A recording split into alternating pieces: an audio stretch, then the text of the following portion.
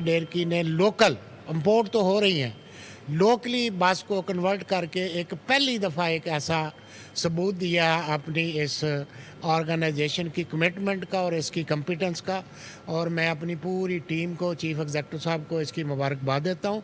And माशाल्लाह ये जो बस है इसकी टेक्निकल जो फीचर्स है, जो नए बस इंपोर्टेड हो रही है उससे एफिशिएंसी में बेहतर है या बराबर है, उससे कम नहीं है। डेवू की जो फ्लीट है जिसमें हम तेज़ी से इलेक्ट्रिक बसेस का ला रहे हैं, उसके अंदर एक और तरीके से भी लेके आए कि जो हमारी एग्जिस्टिंग फ्लीट है उसको कन्वर्ट किया जाए, बाकायदा तौर पे इसको पब्लिक ट्रांसपोर्ट के लिए इस्तेमाल कर सकते हैं।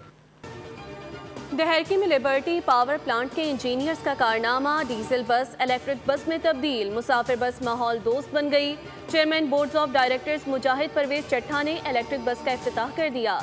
लिबर्टी पावर प्लांट में तकरीब, इंजीनियर्स को तारीफी असनाद दी गई। CEO लिबर्टी पावर प्लांट इमरान अहमद और डायरेक्टर फैसल सिद्दीकी ने भी इंजीनियर्स के काम की तारीफ की। इंजीनियर्स का कहना है कि इलेक्ट्रिक बस एक मरतबा चार्ज होने के बाद 400 किलोमीटर से ज़ायद सफ़र कर सकती है।